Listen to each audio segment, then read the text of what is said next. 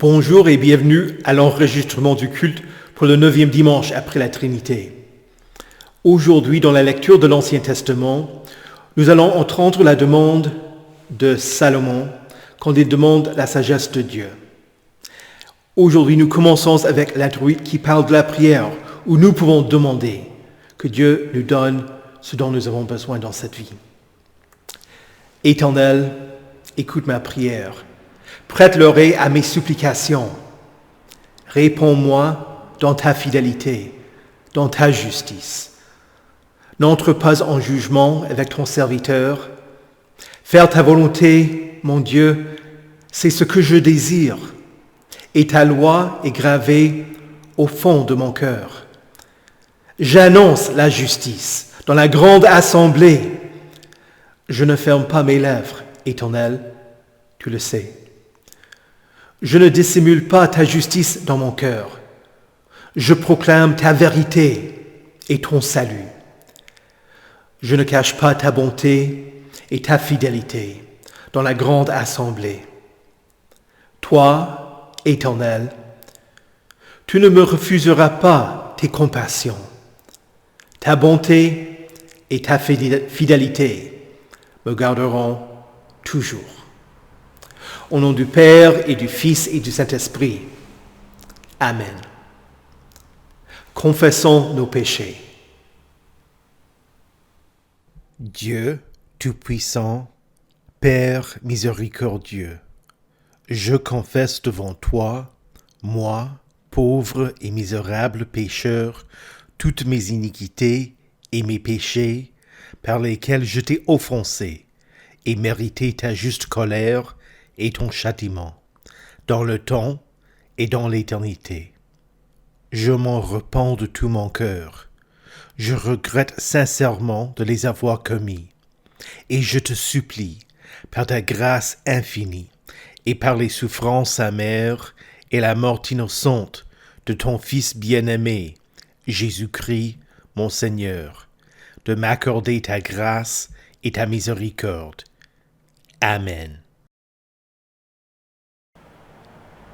Dans sa miséricorde, le Dieu Tout-Puissant a livré son Fils unique à la mort pour vous. En son nom, il vous pardonne toutes vos fautes. À ceux qui croient en Jésus-Christ, il donne le droit de devenir enfants de Dieu et leur donne son Saint-Esprit. Que Dieu, qui a commencé cette bonne œuvre en nous, la poursuivre jusqu'à son terme, jusqu'au jour de notre Seigneur Jésus-Christ.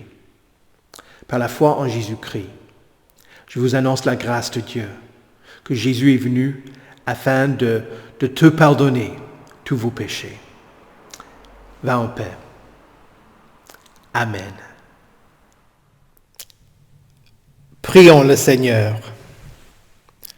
Ô Seigneur, nous t'en supplions, purifie et défends continuellement ton Église dans ta compassion, et parce qu'elle ne saurait se maintenir en sûreté sans ton secours, garde-la toujours par ton assistance et ta bonté.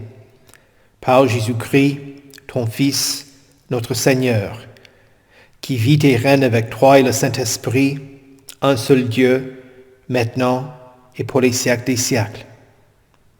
Amen. Écoutez avec respect et recueillement les lectures pour ce 9e dimanche après la Trinité. Tout d'abord l'Ancien Testament dans le premier livre des Rois au chapitre 3, les versets 5 à 12. À Gabaon, l'Éternel lui apparut en rêve pendant la nuit, et Dieu lui dit « Demande-moi ce que tu veux que je te donne. » Salomon répondit « Tu as traité avec une grande bonté ton serviteur David, mon père, parce qu'il marchait en ta présence dans la fidélité et la justice, et avec un cœur droit envers toi. Tu lui as conservé cette grande bonté, et tu lui as donné un fils pour siéger sur son trône, comme on le voit aujourd'hui. Maintenant, Éternel mon Dieu, tu m'as établi roi, moi ton serviteur, à la place de mon père David. Or je ne suis qu'un jeune homme, je n'ai pas d'expérience. Ton serviteur se trouve au milieu de ton peuple, celui que tu as choisi, et c'est un peuple immense, si nombreux qu'il ne peut être ni compté ni recensé. Accorde donc à ton serviteur un cœur apte à écouter pour juger ton peuple, pour distinguer le bien du mal. En effet, qui serait capable de juger ton peuple, ce peuple si important ? Cette demande de Salomon plut au Seigneur. Et Dieu lui dit, « Puisque c'est cela que tu demandes, puisque tu ne réclames pour toi ni une longue vie, ni les richesses, ni la mort de tes ennemis, mais que tu demandes de l'intelligence pour exercer la justice, je vais agir conformément à ta parole. Je vais te donner un cœur si sage et si intelligent qu'il n'y a eu avant toi et qu'on ne verra jamais personne de pareil à toi. » Ici prend fin la lecture de l'Ancien Testament. Écoutez également l'épître de Paul aux Romains au chapitre 8, les versets 28 à 30. Du reste, nous savons que tout contribue au bien de ceux qui aiment Dieu, de ceux qui sont appelés conformément à son plan. En effet, ceux qu'il a connus d'avance, il les a aussi prédestinés à devenir conformes à l'image de son Fils, afin que celui-ci soit le premier-né d'un grand nombre de frères. Ceux qu'il a prédestinés, il les a aussi appelés. Ceux qu'il a appelés, il les a aussi déclarés justes, et ceux qu'il a déclarés justes, il leur a aussi accordé la gloire. Ici prend fin la lecture de l'épître. Écoutez enfin l'évangile de Matthieu au chapitre 13, les versets 44 à 52. Le royaume des cieux ressemble encore à un trésor caché dans un champ. L'homme qui l'a trouvé le cache et, dans sa joie, il va vendre tout ce qu'il possède et achète ce champ. Le royaume des cieux ressemble encore à un marchand qui cherche de belles perles. Lorsqu'il a trouvé une perle de grande valeur, il est allé vendre tout ce qu'il possédait et l'a acheté. Le royaume des cieux ressemble encore à un filet jeté dans la mer et qui ramène des poissons de toutes sortes. Quand il est rempli, les pêcheurs le tirent sur le rivage et s'asseyent. Puis ils mettent dans les paniers ce qui est bon et jettent ce qui est mauvais. Il en ira de même à la fin du monde. Les anges viendront séparer les méchants d'avec les justes et les jetteront dans les fournaises de feu où il y aura des pleurs et des grincements de dents. Jésus leur dit, « Avez-vous compris tout cela » ? « Oui, Seigneur, répondirent-ils. Et il leur dit, « C'est pourquoi tout spécialiste de la loi instruit de ceux qui concernent le royaume des cieux ressemble à un maître de maison qui tire de son trésor des choses nouvelles et des choses anciennes. » Ici prend fin la lecture de l'Évangile. Heureux ceux qui écoutent la parole de Dieu et qui la gardent. Confessons notre foi. Je crois en Dieu, le Père Tout-Puissant, Créateur du ciel et de la terre. Je crois en Jésus-Christ, son Fils unique, notre Seigneur, qui a été conçu du Saint-Esprit et qui est né de la Vierge Marie. Il a souffert sous Ponce Pilate, il a été crucifié, il est mort, il a été enseveli, il est descendu aux enfers. Le troisième jour, il est ressuscité des morts, il est monté au ciel, il siège à la droite de Dieu, le Père Tout-Puissant, et il viendra de là pour juger les vivants et les morts. Je crois au Saint-Esprit, la Sainte Église universelle, la communion des saints, la rémission des péchés, la résurrection de la chair et la vie éternelle. Amen.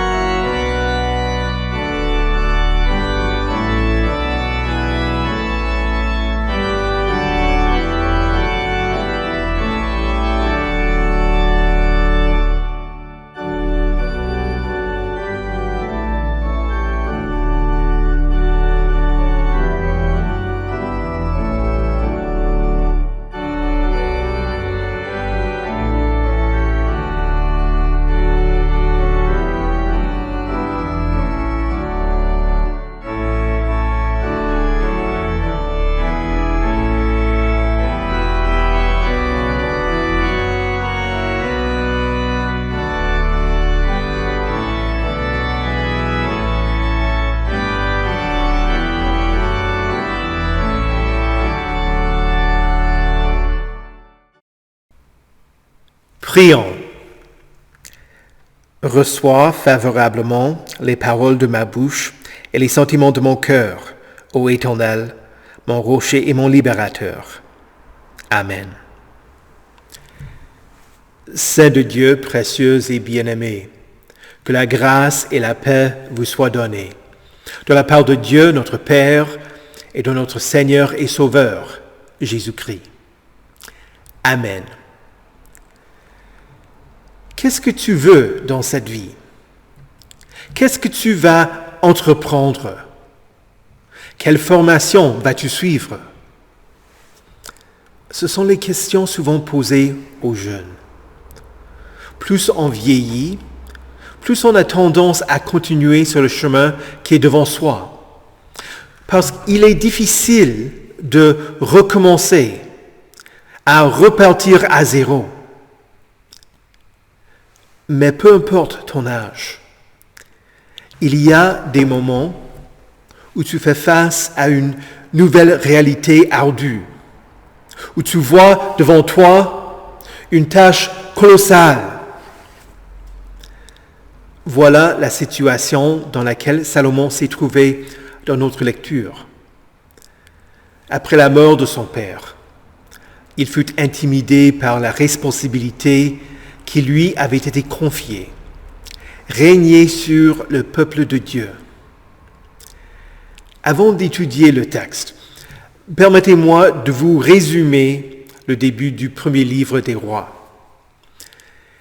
David était un vieillard et il ne s'occupait pas activement du royaume. Son fils, Adonijah, usurpa le pouvoir de son père et prétendit être le prochain roi. Il organisa une grande fête qui excluait le prophète, le prêtre, l'aide de son père et Salomon. David ne réagit pas immédiatement et son indifférence aurait permis que soient saisis les rênes du pouvoir. Nathan, le prophète de Dieu, et Bathsheba, la mère de Salomon, poussèrent David à intervenir. Ils s'approchèrent du roi et lui rappelèrent qu'il avait ordonné que Salomon siège sur son trône après sa mort. David tint promesse et rassembla Tsadok, le prêtre, Nathan, le prophète, et Benajah, son serviteur fidèle. Tous ceux qu'Adonijah avait exclus. David les organisa, les rassembla, afin d'oindre Salomon comme roi. Adonijah prit le pouvoir tout en excluant l'Éternel. Salomon reçut le pouvoir, et ce, avec la bénédiction de Dieu. C'est ainsi que Salomon fut oint et devint roi. Le temps entre sa consécration et la mort de David devint un temps de transition durant lequel il était le roi, mais il agissait en tant qu'apprenti de son père. Salomon aimait l'Éternel et suivait les prescriptions de son père. Il fit offrir des holocaustes dans les hauts lieux, car le temple n'avait pas encore été construit. Après la mort de David, Salomon et une foule allèrent à Gabéon afin de sacrifier 1000 holocaustes sur l'autel. C'était pendant que le roi était à Gabéon que l'Éternel apparut à Salomon dans un rêve. C'était un moment difficile pour Salomon. Il n'avait plus son père pour le guider. Il était dans le deuil. Il fut épouvanté par l'énorme charge que représentait cette responsabilité. Il était intimidé. Nous pouvons tous compatir quand nous faisons face à de nouveaux défis. Au début de chaque année scolaire au primaire, je me plaignais parce que je pensais que je n'allais jamais être capable de tout apprendre durant l'année. Quand je suis devenu pasteur, Et encore, quand j'ai accepté l'appel à ces paroisses, je craignais ne pas être à la hauteur.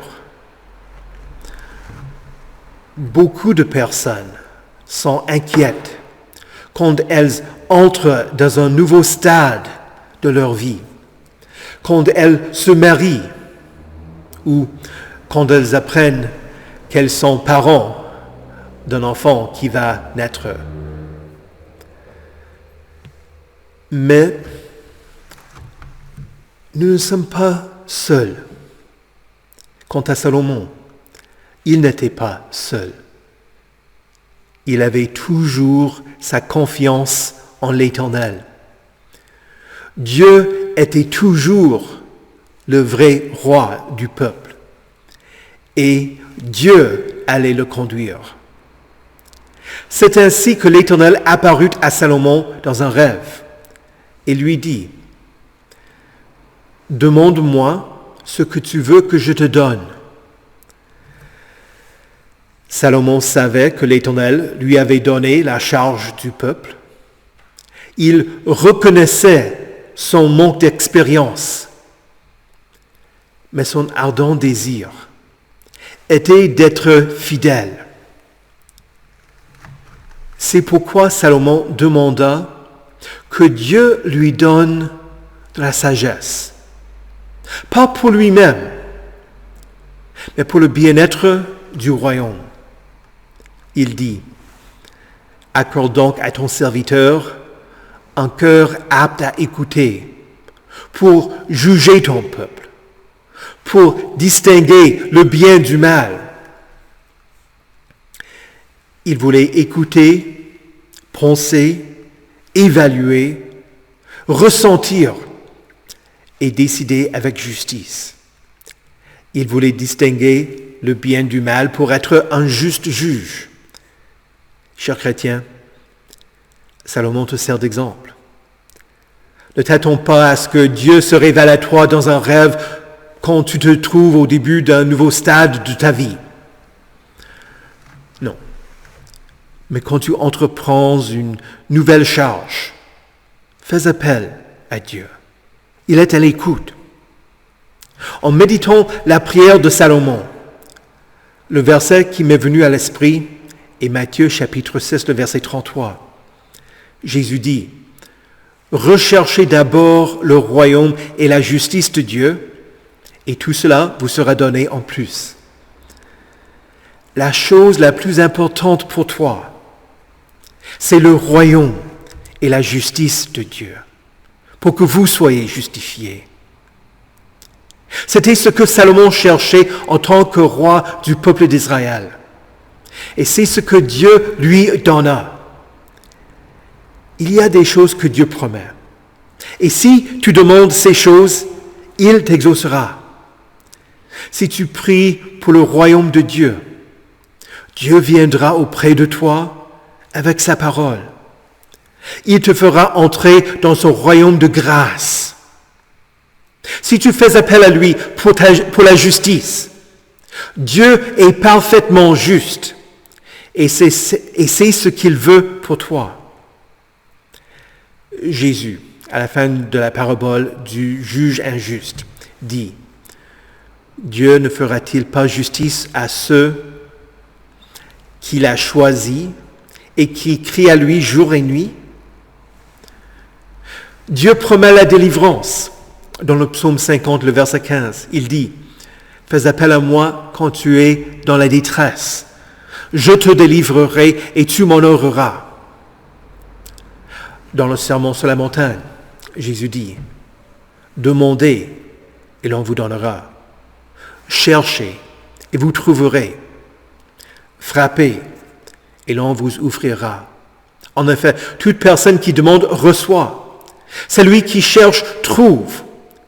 Et l'on ouvre à celui qui frappe. » Et encore, Jésus dit, « Si donc, mauvais comme vous l'êtes, vous savez donner de bonnes choses à vos enfants, le Père céleste donnera d'autant plus volontiers le Saint-Esprit à ceux qui le lui demandent. Si tu demandes qu'il te pardonne, puisqu'il te le promet, crois-le. Quand tu es tenté et demandes de l'aide, il te soutiendra. Si tu demandes qu'il te conduise et te donne le Saint-Esprit, il le fera. Les yeux du Seigneur sont sur les justes et ses oreilles sont attentives à leurs prières. En Pierre chapitre 3, verset 12. Quant au verset 9 de notre lecture, il y a deux interprétations possibles. La première est que Salomon demande un cœur apte à écouter la parole de Dieu. En ayant un cœur qui connaît la parole, il pourrait agir selon la sagesse de Dieu. La deuxième interprétation est celle qui est plus probable selon le contexte. C'est que Salomon demande qu'il soit attentif à ce que dit son peuple, pour qu'il soit un juste juge. Les deux lectures sont possibles, et les deux te servent d'exemple de ce que tu dois demander. Oui, tu dois prier que Dieu te rende attentif à sa parole, pour que tu comprennes ce qu'est sa volonté, et que tu te conformes à elle. Et oui, tu dois prier pour que Dieu te conduise, afin que tu agisses correctement dans ce monde, en particulier quand tu rends service aux autres. Quand tu te trouves devant une situation difficile, ou quand tu commences une nouvelle activité, prie que Dieu te donne un cœur apte à écouter. Et sois certain que Dieu sera avec toi. Nous lisons que la demande d'un cœur apte à écouter plaît au Seigneur. Dieu dit à Salomon, puisque c'est cela que tu demandes, puisque tu ne réclames pour toi ni une longue vie, ni les richesses, ni la mort de tes ennemis, mais que tu demandes de l'intelligence pour exercer la justice. Je vais agir conformément à ta parole. Je vais te donner un cœur si sage et si intelligent qu'il n'y a eu avant toi et qu'on ne verra jamais personne de pareil à toi. Ce n'est pas un péché de prier Dieu pour n'importe quoi qui est important pour toi. Oui, tu peux demander qu'il t'aide à obtenir un époux fidèle, des enfants pieux, un nouvel emploi, une longue vie, un meilleur état de santé pour toi ou pour un proche, et même une nouvelle voiture, une maison ou de l'argent pour vivre. Certains chrétiens sont trop pieux. Moi, je ne demanderai jamais de telles choses à Dieu. Pourquoi pas? Dieu vous invite à le prier. Chaque fois que tu pries le Notre Père, tu demandes que ta volonté soit faite sur la terre comme au ciel. Ainsi, si tu demandes toutes ces autres choses, tu demandes que tu vas les utiliser selon la volonté de Dieu. Si tu mets ta confiance en Dieu et lui dis « Fais ce qui sera le meilleur pour moi et pour ton royaume. Tu sais mieux que moi ce qui sera le meilleur. » Ce n'est pas seulement que Dieu te donne l'essentiel, mais tu reçois tous ses bienfaits pour ton bien-être et pour celui de tes prochains. Quand tu pries pour des choses pour lesquelles il n'y a pas de promesse particulière dans la Bible, ne te mets pas à douter si tu ne les reçois pas. Cela dit, Dieu est plein de bonté et pourra te surprendre par sa générosité. Lui, qui n'a pas épargné son propre Fils, mais l'a donné pour nous tous, comment ne nous accorderait-il pas aussi tout avec lui? Et voilà la clé pour bien comprendre la prière et notre texte. Notre prière est enracinée en Jésus, dans la foi en lui. Voilà ce qu'était la situation de Salomon. Il mettait sa confiance en l'Éternel. Et quand nous concluons une prière en disant « Au nom de Jésus », ce n'est pas une formule magique. C'est à travers le Fils, celui qui règne sur le trône au ciel, que nous avons accès au Père. C'est à cause de Christ que Dieu l'aime, que Dieu t'aime, pardon. Dans la deuxième lettre aux Corinthiens, Paul dit, en effet, pour toutes les promesses de Dieu, c'est en Jésus que se trouve le oui. Et c'est donc aussi par lui que nous disons Amen à Dieu pour sa gloire. Le tout est inclus en Jésus. Toutes les promesses, toute la bonté de Dieu envers toi s'en tiennent en Jésus-Christ. Dans ta vie, ne crains pas. Fais appel à lui. Il est fidèle. Au nom de Jésus. Amen. Que la paix de Dieu, qui surpasse toute intelligence, garde vos cœurs et vos esprits en Jésus-Christ pour la vie éternelle. Amen. Prions le Seigneur. Ô Père, à de nombreuses reprises et de bien des manières, tu as parlé par les prophètes, mais durant ces derniers temps, tu nous as parlé par le Fils. Bénis l'enseignement de ta sainte parole dans ton Église et dans les maisons de tes fidèles. Soutiens les parents qui enseignent à leurs enfants le chemin de la vie. Enseigne-nous à garder tes commandements et à demeurer en ta sainte parole. Demeure avec nous par l'Esprit que tu nous as donné. Seigneur, dans ta miséricorde, écoute notre prière. Ô Dieu, les membres de ton Église avaient peur de Saül, devenu Paul, après sa conversion. Ne croyons pas qu'il était devenu un de tes disciples. Tu ne nous as pas donné un esprit de timidité, mais un esprit de force, d'amour et de sagesse. Que ton Église vive en paix, s'édifie, marche dans la crainte du Seigneur et grandisse grâce à l'aide du Saint-Esprit. Ouvre nos cœurs au profit de nos prochains pour que les paroisses de notre synode accueillent ceux qui deviennent tes disciples. Seigneur, dans ta miséricorde, écoute notre prière. Ô Éternel, tes bontés ne sont pas épuisées et tes compassions ne prennent pas fin. Elles se renouvellent chaque matin. Nous te rendons grâce pour la générosité que tu as envers nous, pour tout ce que tu nous donnes chaque jour. Aide-nous à mettre notre confiance en toi plutôt que dans les biens que tu nous donnes. Ouvre notre cœur pour ceux qui n'ont pas de quoi vivre, pour que eux aussi aient assez pour vivre, te glorifient et te rendre grâce pour la bonté que tu leur donnes. Seigneur, dans ta miséricorde, écoute notre prière.